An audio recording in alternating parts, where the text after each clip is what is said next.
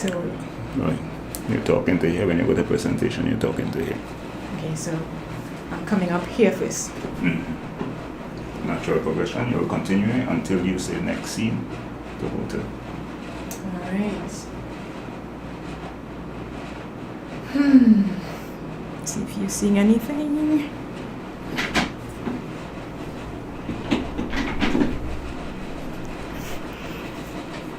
Can you find me? I'm sure Jason's gonna call just now. Yeah, you're live. Oops. Huh? You're live. I am. You're live. One watching me. Okay, I see myself live. Cool. And I'll try to remember that 20-second delay. Yeah. Okay. Now I can adjust the mic. I'm gonna.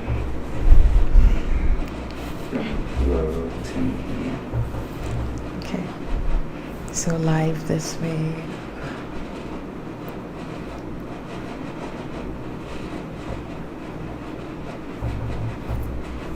Oh my gosh. 10 seconds. Relax, darling. You're a star, darling. Yeah, 3, 2, 1. Watch your volume. Hello. Good morning, good afternoon, good evening, good night, wherever in the world you are. Welcome to Sex, More Sex, and even more sex on Thursdays with Onika. See what I did there? So, welcome to my show. This is my very first live on YouTube. And all of this is possible because of my business partner and marketing manager, Jason Arthur, his partner, Ruth Cumberbatch, and my technical director, who is in studio with me right now, Kevin Stewart. They did all the work, and all I had to do was simply show up tonight. Well, it's night where I am, and I'm nervous, and I'm also excited about sharing with you. I have lots to talk about, and tonight is simply a meet and greet. I'll probably stumble and make mistakes along the way. I'm still learning the software and the technical things, but it feels really, really good to have made this step. So, I am going to start off with talking about my journey to becoming a sexologist. And I did not grow up expecting, thinking, or looking forward to being a sexologist. In fact, I did not even know that the field, that the job, that career existed. So how did I end up in this sex work? All right, so here's the story. Let's start off first with what I studied at university. My first degree is actually theater arts with psychology. And I did that at UWI, St. Augustine, Trinidad. Came back home to Tobago and worked with the division of culture at the time. Spent some time there, and I was offered the opportunity to work with the Tobago HIV Secretariat. And while working at the Secretariat, my work involved information, education, communications around HIV prevention, around helping people manage their sex lives with this disease.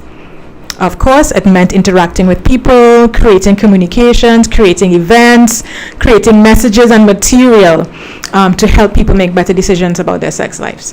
And that is how I ended up doing sex work. I like playing with that term, that phrase, sex work, because it is work. I am working with sex and sex-related issues. It is not work in the way that most people are associating with that term, sex work, but it is one way that I try to make people comfortable with talking about sex, because I joke about it, make people feel relaxed, most people find it funny, and we just continue the conversation from there. They want to know, well, so what does that mean? What exactly do you do? And we'll get into that a little later on. But I also want to share, or actually before I get into that, I want to share some comments, some feedback that we in the field get from folks when we tell them what we do. And I remember hesitating a lot when I first came back home, and I had to tell people, well, what I did, what did I study, what's my job, and I would say, well, I teach and I counsel, and I thought, people would leave it at that, and they would ask, well, what do you teach? What do you counsel and coach about? And I'd hesitate again, and I'd say, sex, and they'd look at me, what? So yes, I teach about human sexuality. I coach and I counsel around issues with human sexual behavior and challenges people are having in their sex lives. And there was always a particular pattern in terms of how men would respond to that and how women would respond to that. Men would invariably ask, all right, so you could teach me, what I could learn from you. And women most times would ask, really? That's interesting. So what did you study? What did you actually learn while you were in university? Clearly different gender focus when it came to talking about my career and talking about the work that I do.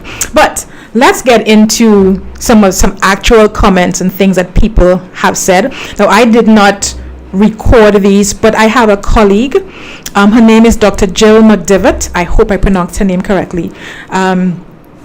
Jill, I don't know her personally, but I remember while I was at university in the US that she had this event. I think she was giving away sex toys, and so I met her briefly, and I actually still have that sex toy from a store that I brought home with me. But she shared on her Instagram the kinds of comments and things people would say about or to sexologists. So I am going to share those with you right now. So let's take a look at this.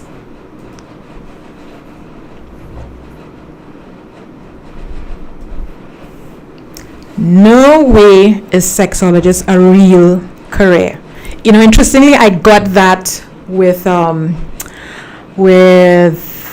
my degree in theater arts as well. You study theater, what do you do all day? Like, is that a real degree? So that's one. What the hell is a board certified clinical sexologist? How do you get a doctorate in this made up career field?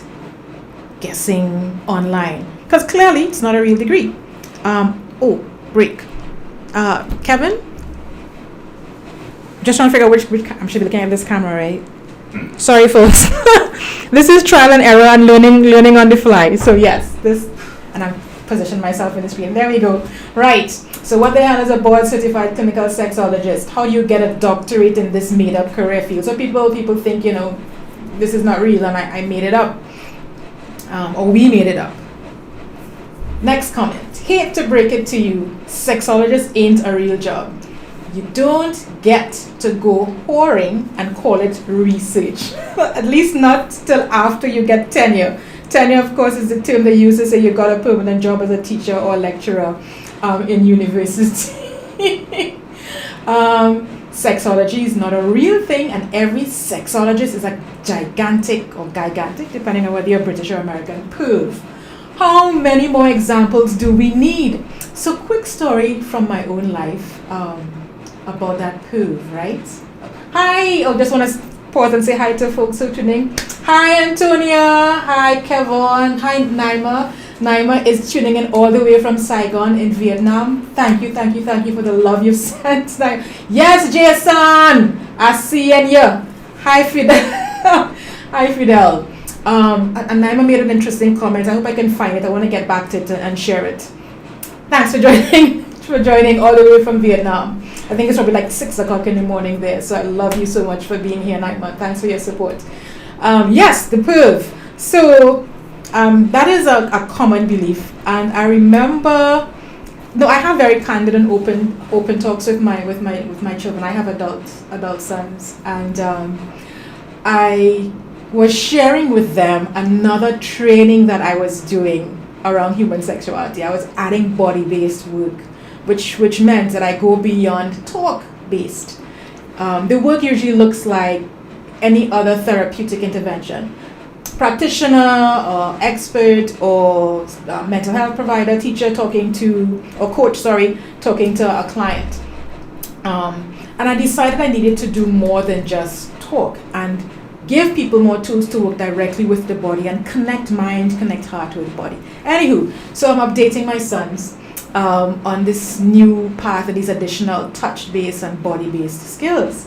And my son said to me, yeah, Mom, we're not surprised. I said, what do you mean you're not surprised? Well, because we know you're a pervert, but you're a safe pervert and you're a good person, so that's okay. My own children, I was sad, but at least they didn't judge me. But yes, a lot of people think that we get into this because we have a special kind of hunger or thirst for things sexual in nature. Practice sexology sounds like a concentration somebody made up to hit on someone as in flirt, as in you have an excuse to flirt with people. Hi, welcome, Mr. Shaq. Yep. It's hilarious. Look at some others. Sexologist sounds like a made-up profession to look at people's junk, i.e. look at people's genitals, as if we all do that. No, we don't all do that. Right on. As let me address that as well. Sexologist is a very broad term, and it refers to persons who study human sexual behavior. And under that broad term, there are those who choose to focus on research. So they are sex researchers. There are sexologists who are researchers, and that's what they do. There are sexologists who are educators, so they plan lessons, they develop curriculum, they train others. And then there are sexologists who are therapists, and there are those who are counselors and those who are coaches. And then you have those who go off even further on another tangent, and they are anthropologists, or historians, and they focus a lot on human sexual behavior within that field of history or anthropology, etc. All right. So yes. Thanks, Akai website. I'm sure I'm probably mispronouncing your name, but thank you for saying that. I do hope that more people get into the field and more people study this. It really is much needed. You have no Jason. We don't want to see your junk tonight. Let's move on. Right. More comments. Sexologist sounds really made up. Edit. I don't think it's made up, just it sounds odd. And it only sounds odd because we're not comfortable with using the word sex. Biologist, chemist, but once you put sex there, all of a sudden it must be something made up, because why would we study the very process that creates human beings, that keeps us from being extinct, right? Yeah, makes no sense to me. Anywho, someone responds, someone who studies sexology, the study of human sexuality, would call themselves a sexologist. Makes sense? Usually, sex therapists study sexology, or people who work with police solving sex crimes. Well, I just gave you a much broader application than that. So yes. Another comment. That's one of those things you could learn for a fact and still really not believe it is a real thing. Yeah, because it is. I think it makes people uncomfortable to think of someone studying sex and studying people's sexual choices and actions and behavior. And I think some people imagine that there are persons, that there's a lab environment, a clinical environment, and we are observing and taking notes of what's happening with people during sexual activity. Yes, that does happen too. But it's way more than that, and it's much broader than that. And the other comment below that says, my thoughts exactly. It's hard to start a sentence with, I'm a sexologist, and expect to be taken seriously. My experience here, when I came back home, people were curious.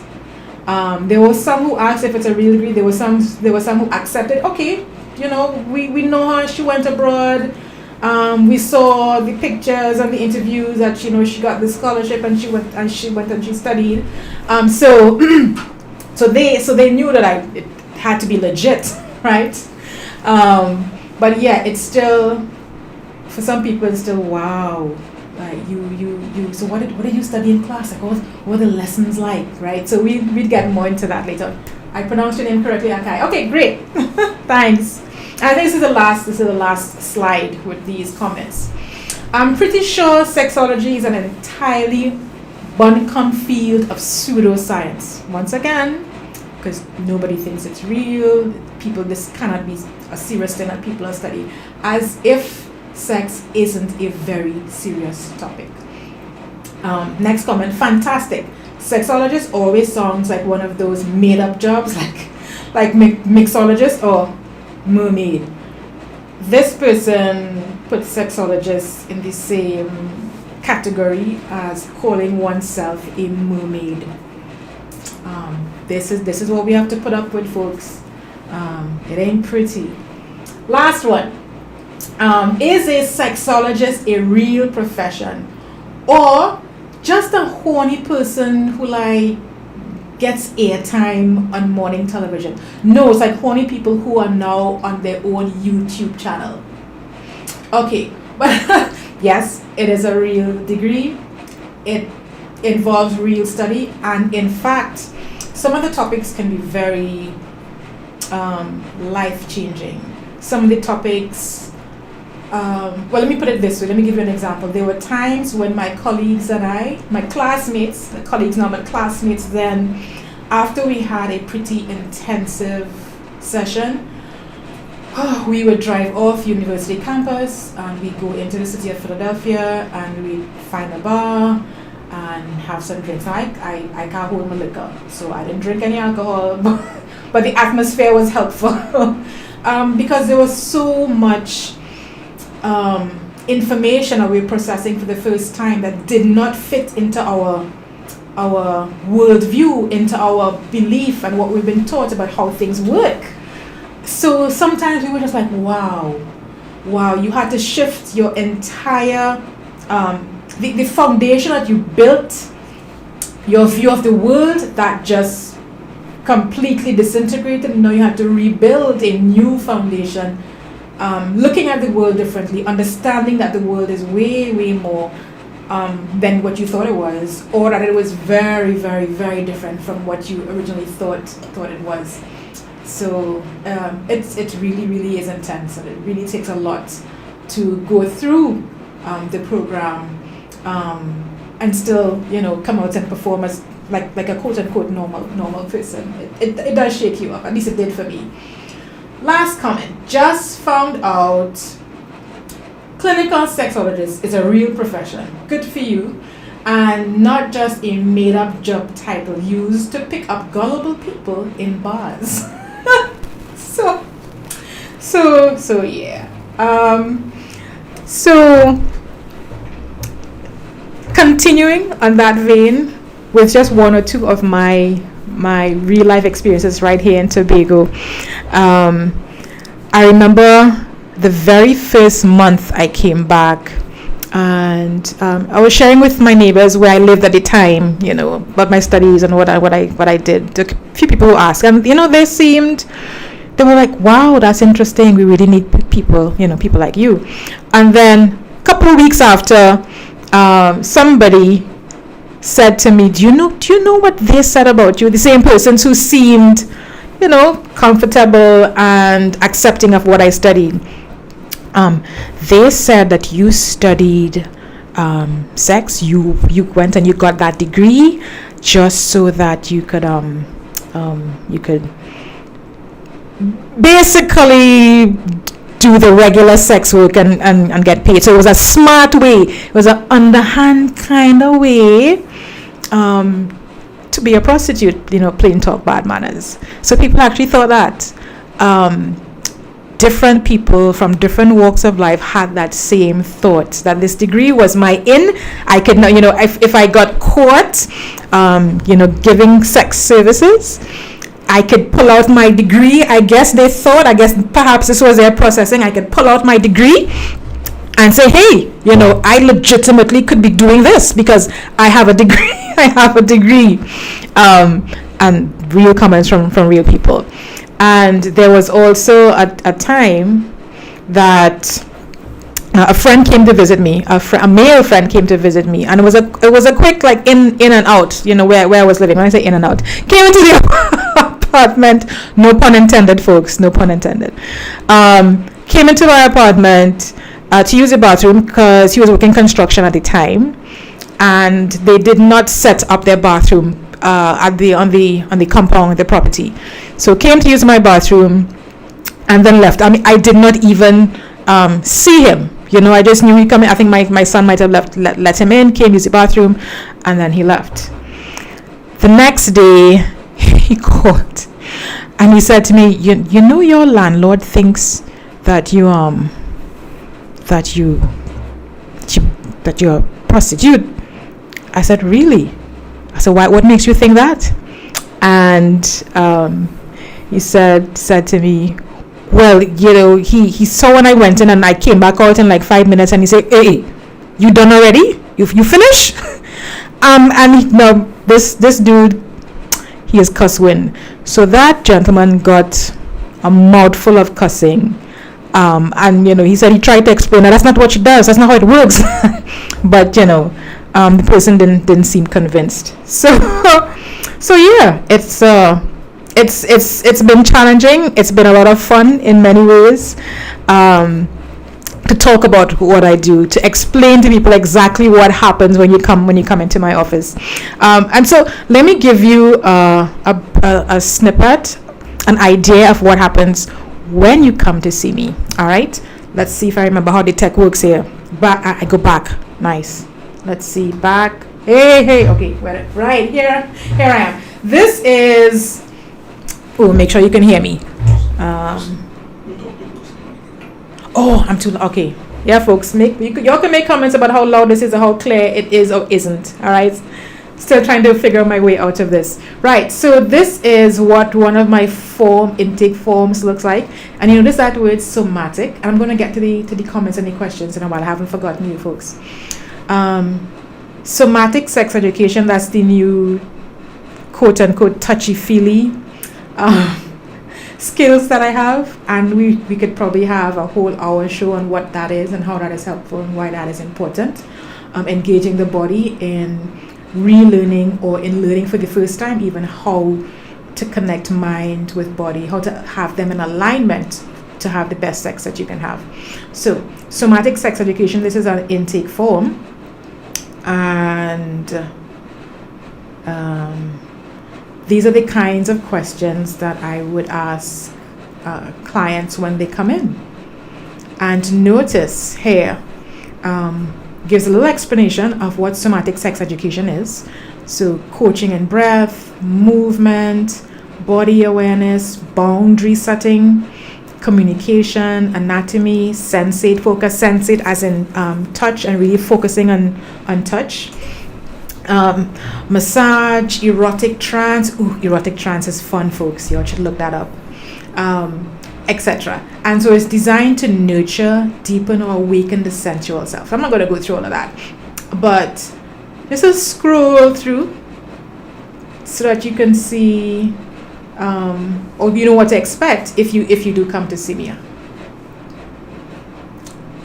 General health questions, and because we're dealing with the body, we would need to know if there are any physical challenges that we have, because sometimes we will actually have to work with maybe your physiotherapist, maybe you're being referred from a gynecologist, etc.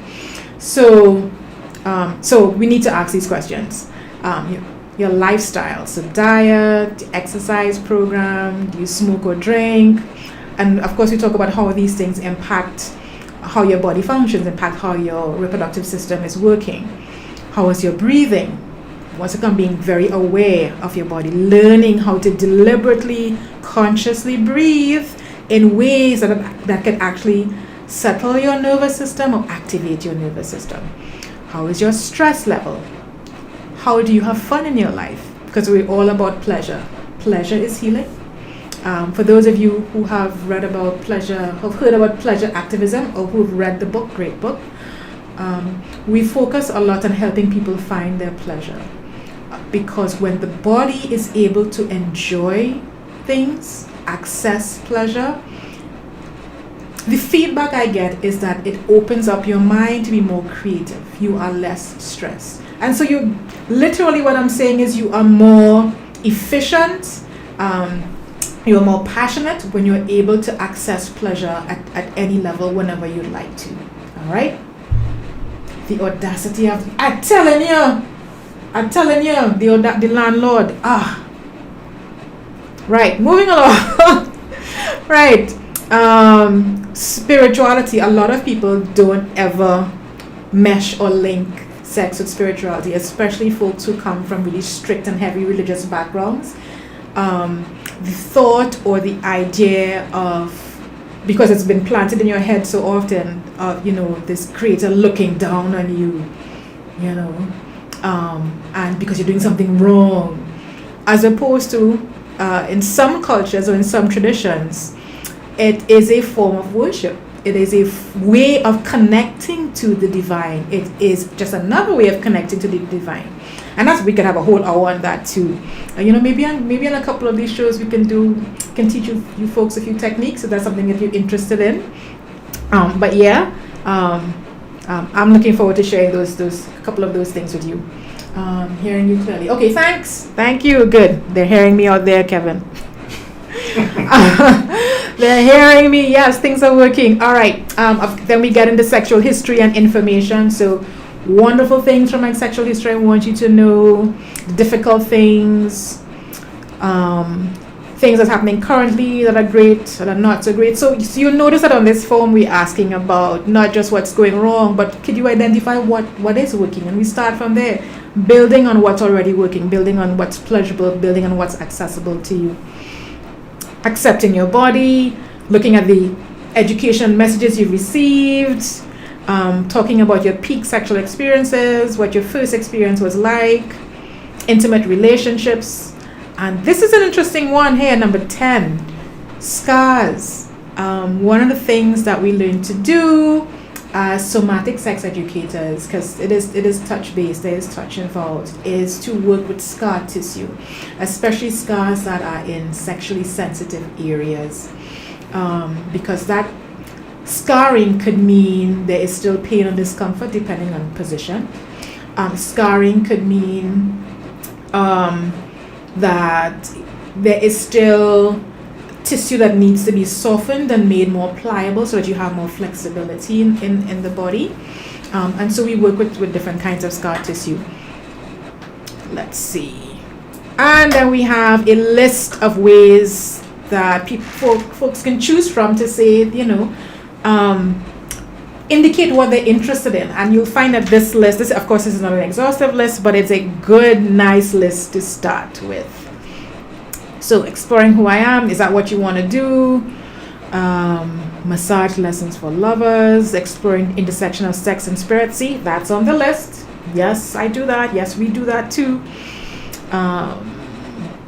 So you can just scan your eyes over those. And this is the form. Just see that, how to be a fabulous lover, coming soon. Courses and training coming soon, folks. Okay, I'm just saying, stay tuned to my page. The list continues, right? Yes, listen, Jason. Okay, just now.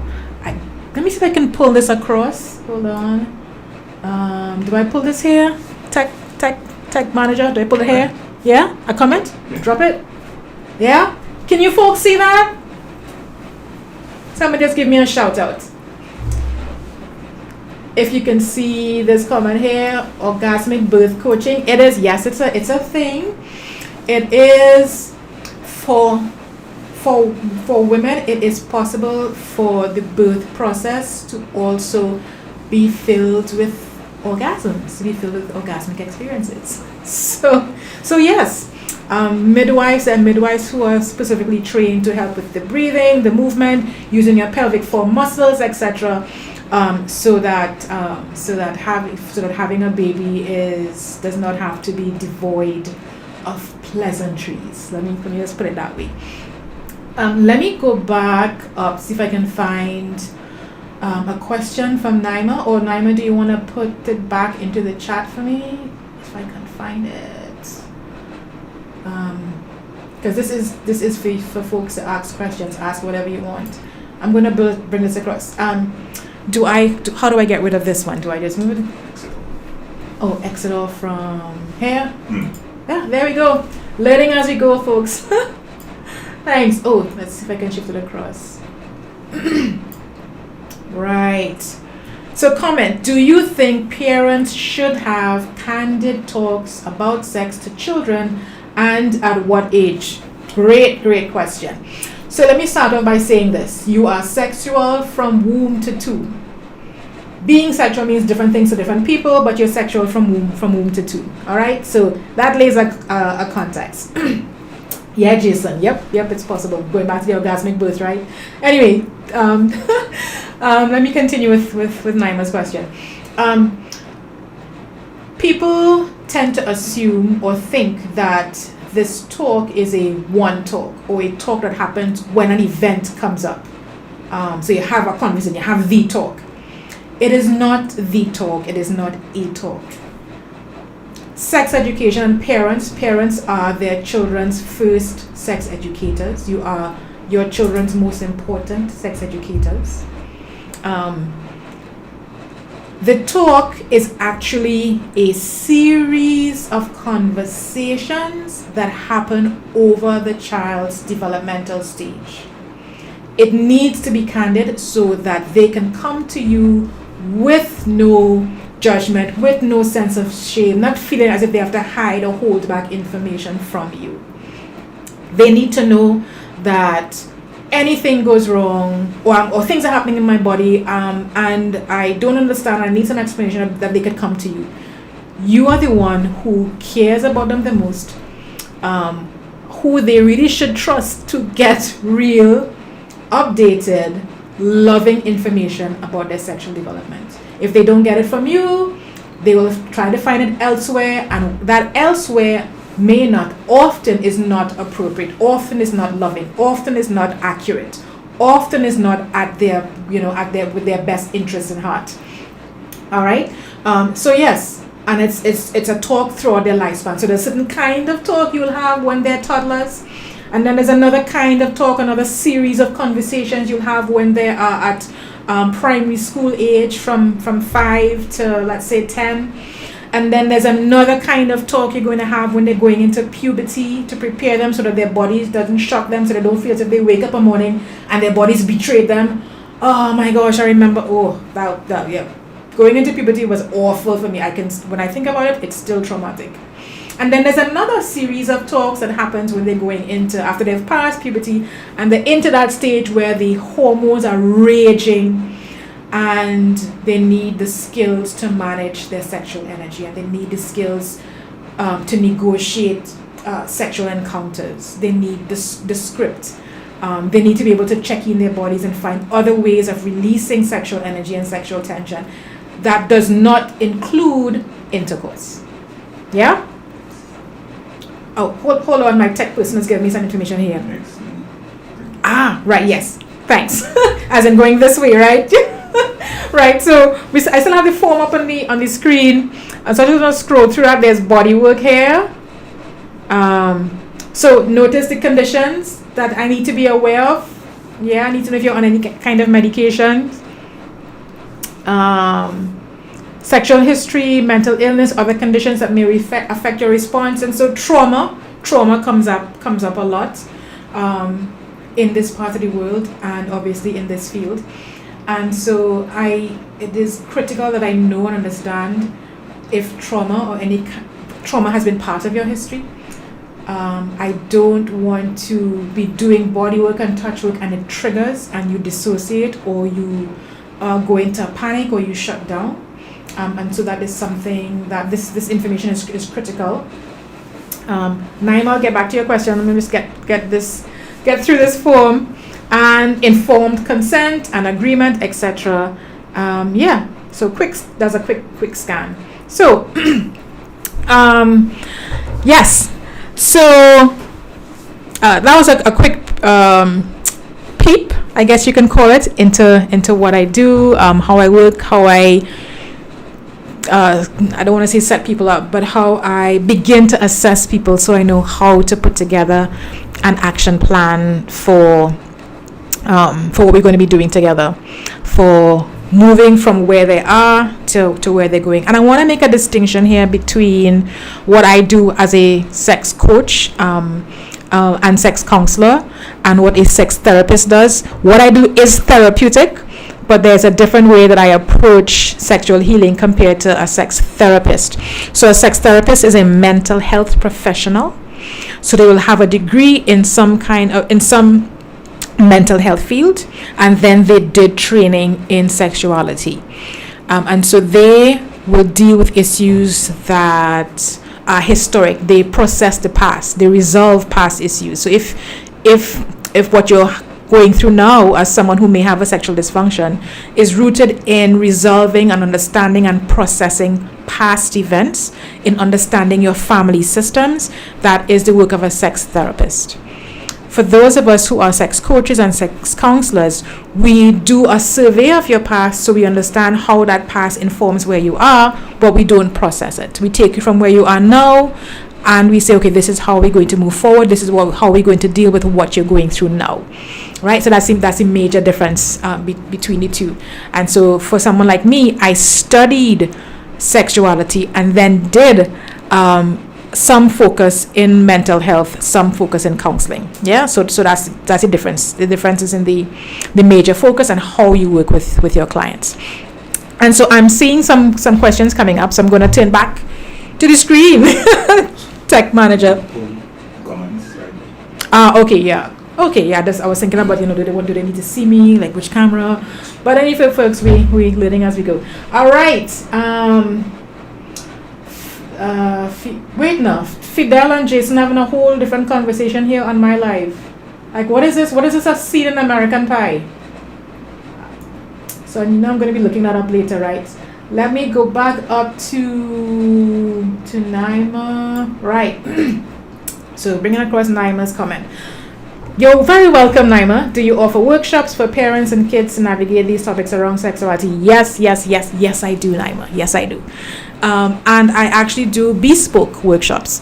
So depending on, maybe you have specific areas or specific topics you want to focus on. There is the standardized lesson plans. I would adjust those for a Caribbean setting where needed, with language and with case studies so that they're more relatable to us and where we live and who we are, including taking into account colonialism, taking into account what it's like to deal with sexuality as a person of color. But so short answer, yes. Right? Okay. Let's look at another comment. I hope that answered your question, Naima. And I hope I'm pronouncing your name correctly. Right. Oh, yes. So following up, so bringing a human into the world can be pleasurable, you're saying. Yet I'm not just saying it. The women who brought human beings into the world and experienced orgasms while doing it, they would say yes. All right, they would say yes. Kidoki. Right. Some parents are unaware. Okay, let me see if I can position this nicely. Lovely. Some parents are unaware how to have this type of talk where parents can go. Where can parents go to learn how to have that talk about sexual development with kids and teens? So so that's one obvious answer. But there are some wonderful websites that I could recommend in the meantime, or in lieu of contacting me or working with me, that you can check out. So there is Sex Ed Rescue, SEXED Rescue. I think it's sexedrescue.com. They actually have a free mini parenting course. And it's done via email. So I think every week or a few days, I think 5 days a day during a week, they send you a lesson on how to talk to your children. And I think when you sign up for those lessons, you need to indicate the age of your child so that they know what topics to send. I really like Sex Ed Rescue. I love their material. And they feature people of all ethnicities, so it doesn't all look whitewashed. So yes, Sex Ed Rescue is one. Amaze.org, AMAZE.org. I think amaze.org is focused on maybe teens, but it I think there's some support there for parents as well. And then there's a US based Sex Ed Rescue is Australian, by the way. Then there is Planned Parenthood. They have a website with lots of resources as well, so you can check out Planned Parenthood in the US based for that information. All right.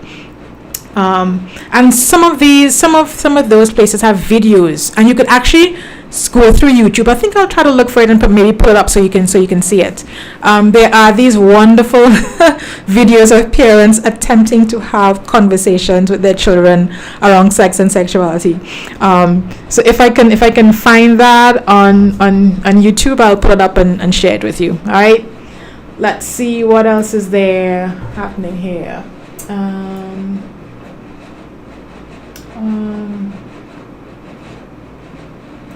See, Trini Nikki is validating what I've said. I saw a show that spoke about a woman having multiple orgasms during birth. Yes, and it's usually not just a one and done. Birth is a few hours sometimes, or several minutes. So lots of opportunities to have orgasms in that time period. All right, let's see what else. Okay, good. Hi, Curlin. Welcome, Curlin is from Grenada. Welcome. Grenada's in the house. Nice to have you here. Who else? Someone said, thank you for the feedback.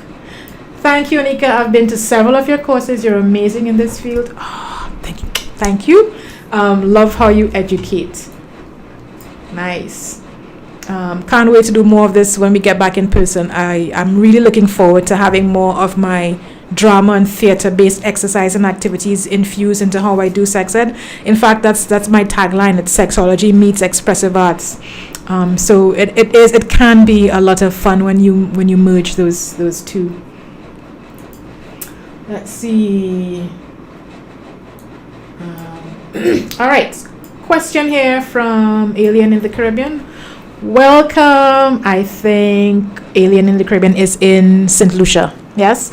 Right. So you said your sex ed lessons take into account our Trinbagonian culture and colonialism. Can you give an example? Yes, sure.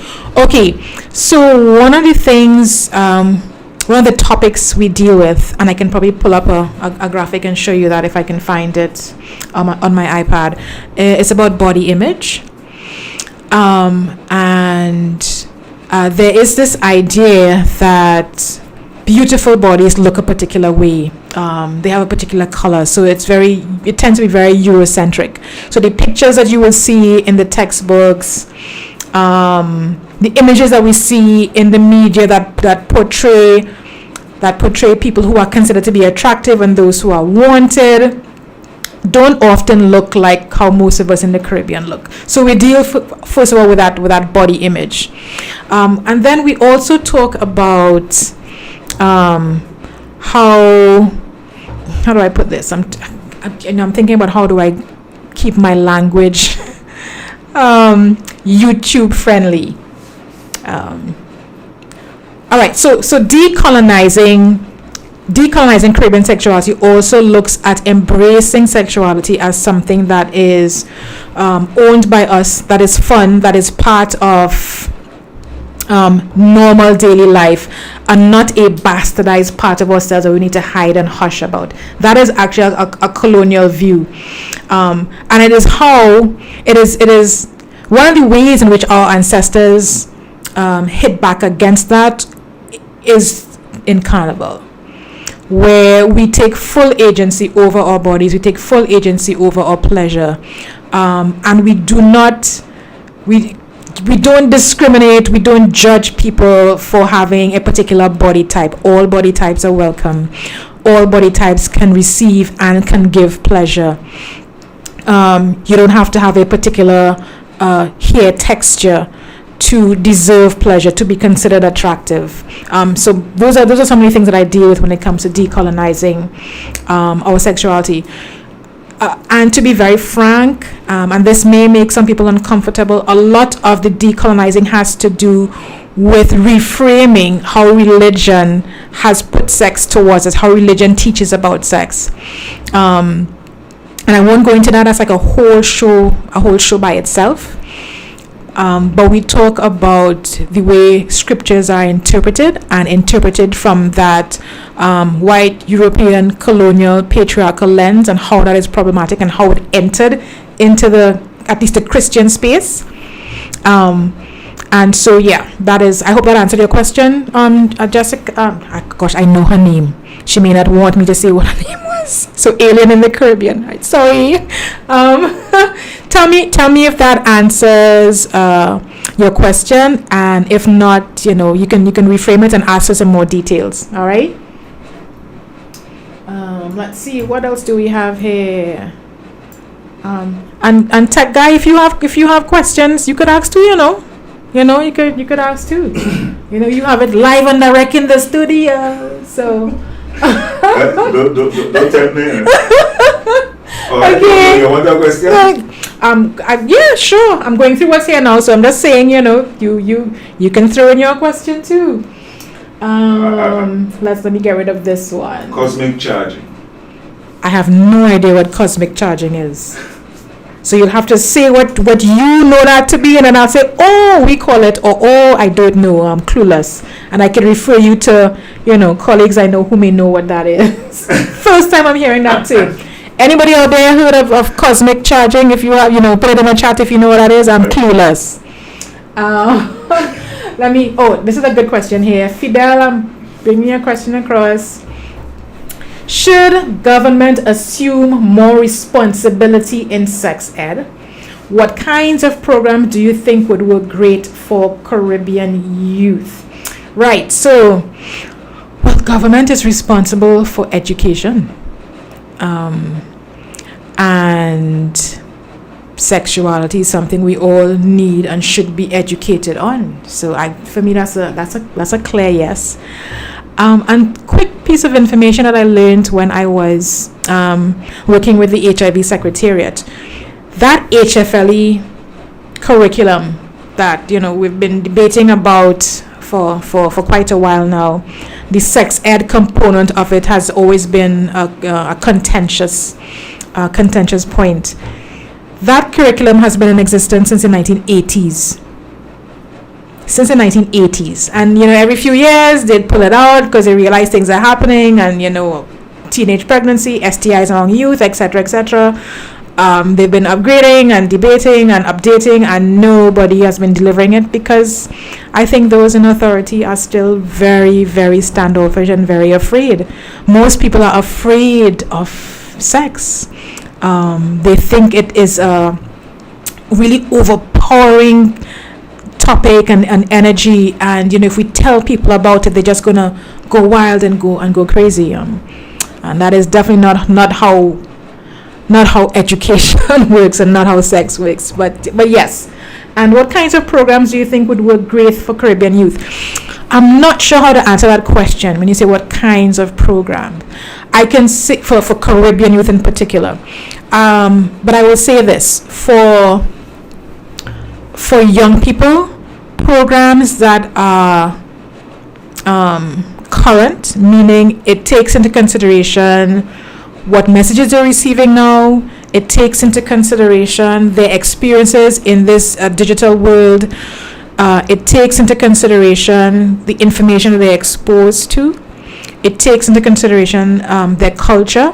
And when I say culture, I am thinking about the religious backgrounds they come from, how ethnicity and the culture of their particular ethnicity or area or group influences what they think about sex and the choices that they make. All of that needs to be part of and considered in putting together and designing a program for youth, wherever they are. Those are the things that would change depending on the part of the world that you're in.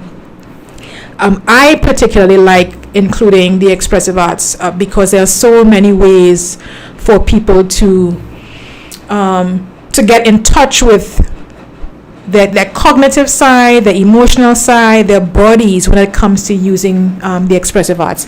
And we have here in the Caribbean this massive, highly sexual festival every year, and we refuse to talk about sexuality and sex ed with our youths. It makes absolutely no sense to me. But it is a perfect opportunity and a perfect context to talk about managing sexual energy.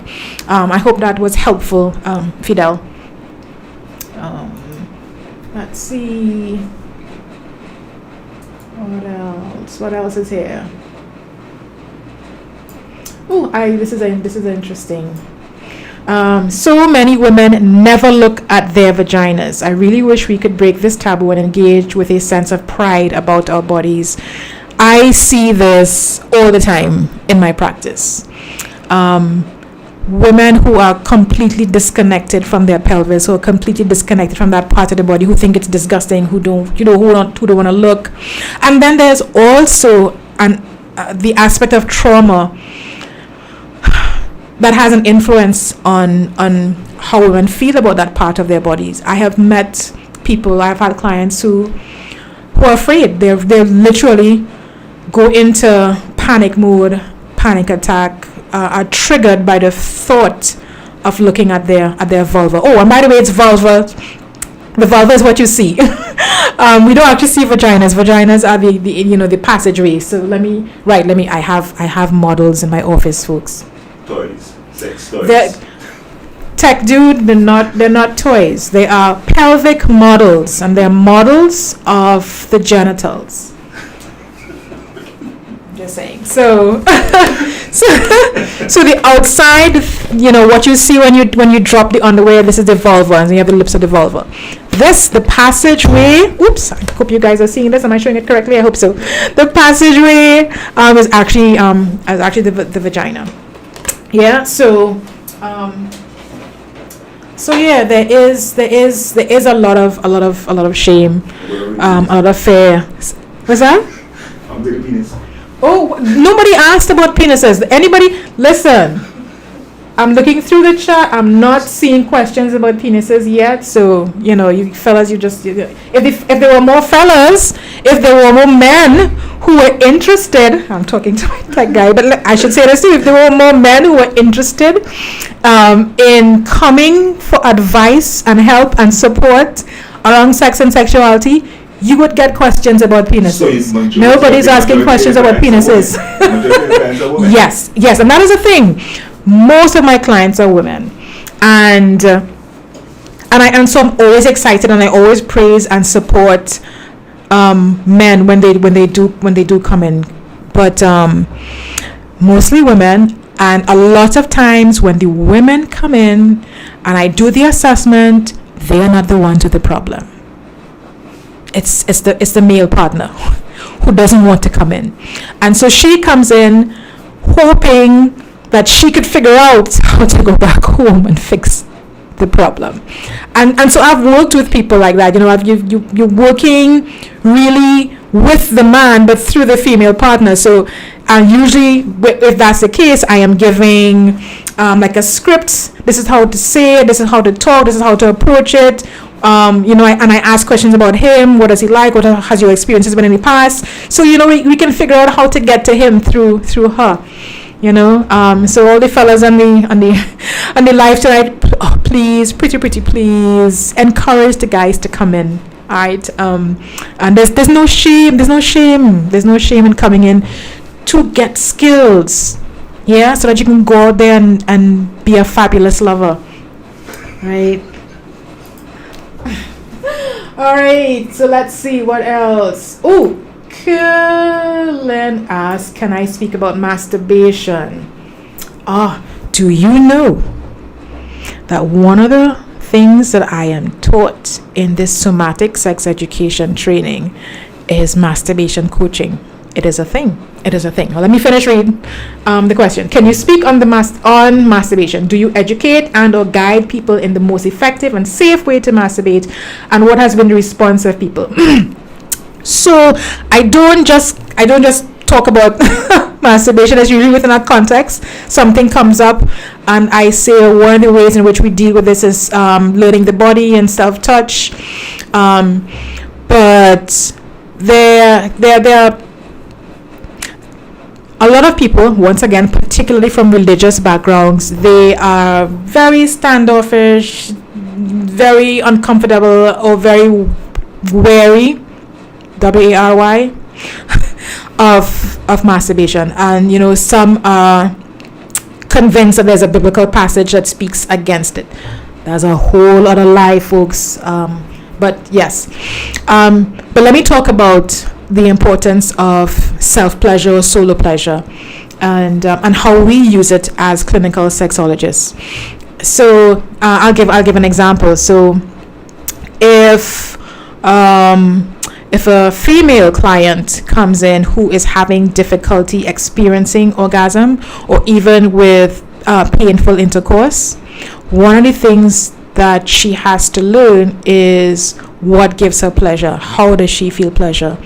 What kinds of touch in terms of pressure, speed, angle, pattern does she need in order to feel pleasure and experience pleasure and less or no pain? And so masturbation is actually how we teach people to get in touch with their bodies, how to understand how their bodies work so they can tell a partner. It is also how they would learn how to train their bodies to receive more pleasure or to receive pleasure in particular kinds of ways. So if they're expanding their erotic potential and they're trying different kinds of movements, different kinds of touch, they can discover new ways of experiencing pleasure, and they can expand the erogenous zones on their bodies, right? So there are some people who are excited about masturbation, and there are lots of people who are squirmish because, once again, there's a disconnect. There's a disconnect between themselves and their genitals. You know, we don't often spend time. We're not often taught to, you know, look at ourselves in the mirror, make sure the genitals, you know, they're okay, send them some love, you know, integrate them into our sense of even everyday pleasure. Checking in with our genitals, checking in with our pelvic area, to get a sense of, is my environment safe? Is this partner safe for me? Your body gives you messages, and that's something else, going off on a tangent here, but that's something else we teach in somatic sex education, learning how to receive data, recognize data, and apply data that your body is receiving, and connect that to what your brain knows, what you know cognitively, and then check in with how you're feeling, your emotions, so that you have a fullness or a 360-degree set of data that gives you more to make better decisions about your sexual choices, right? But we use masturbation for healing. We use it for men in particular to train men or to help men who have like early ejaculation or erectile dysfunction.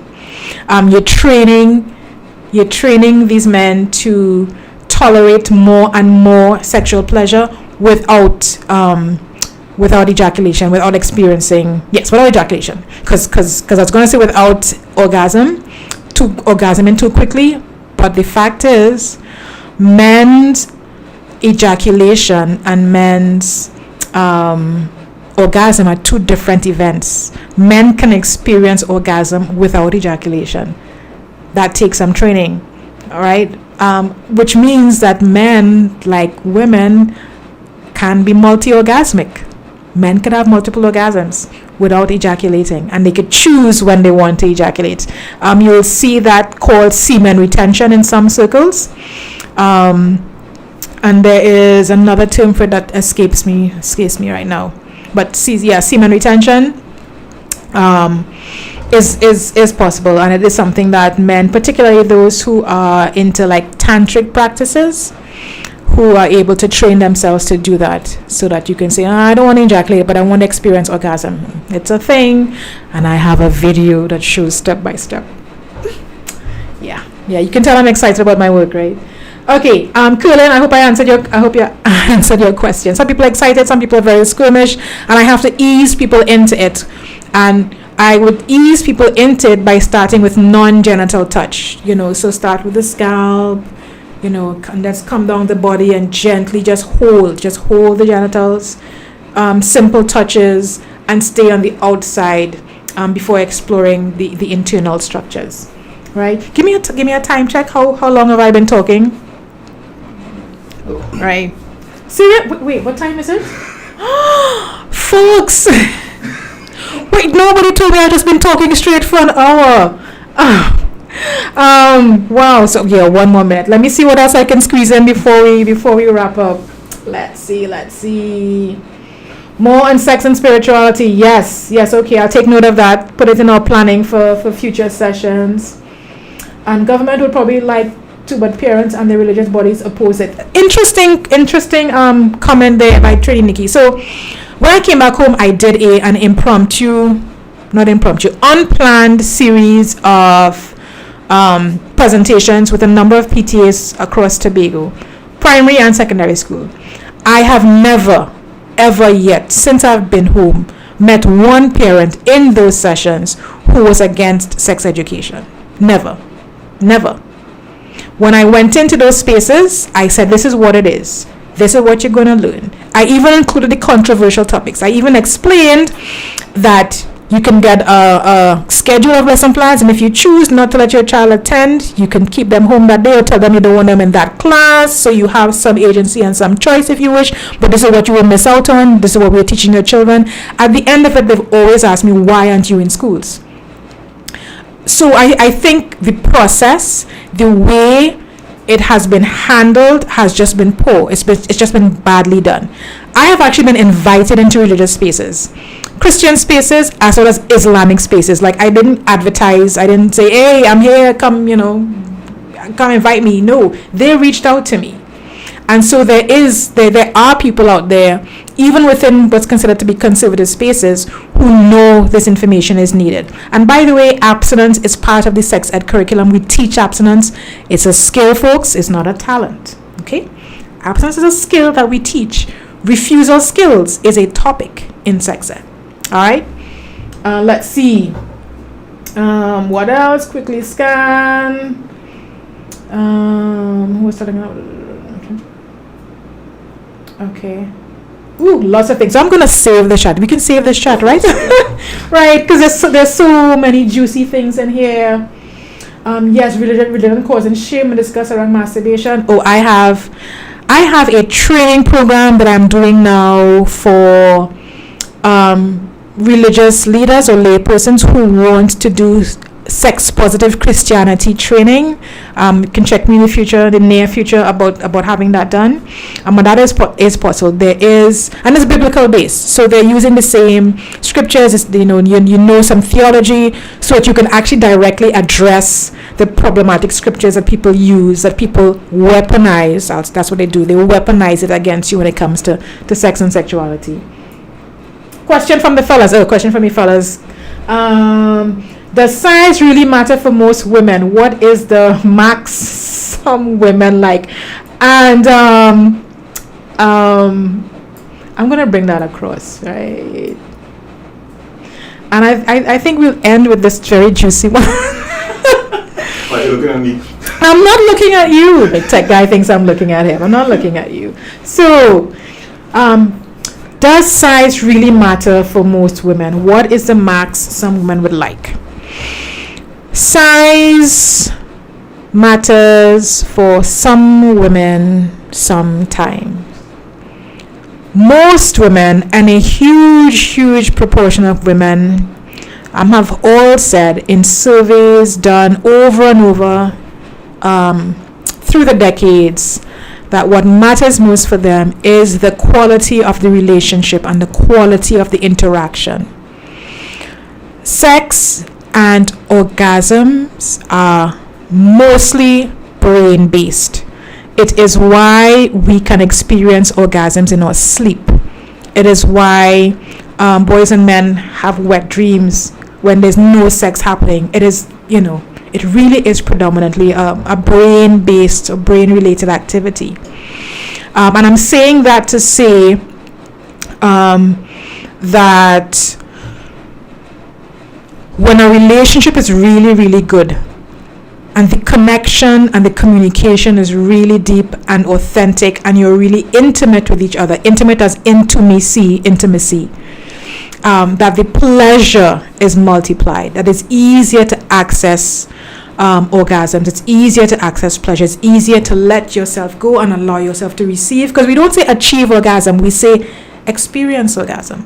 You have to allow it to happen, and that happens in a space, in an environment where you are trusting, you are comfortable, you're letting go, and you're willing to take certain kinds of risks. And so for most women, it's not about the size, and there are many ways to have great sex without penetration. Lesbians do it all the time. In fact, that's a whole other conversation. I'm starting, I get into this and then something happens and I say something and I think about, yes, I'm going to stop there. So it doesn't really matter.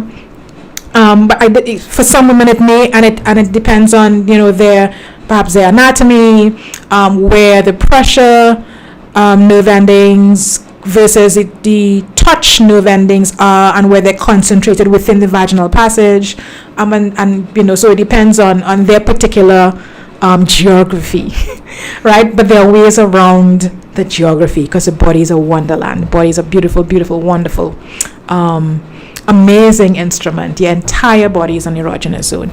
And on that note, I want to thank you so much for joining me on my very first live on YouTube.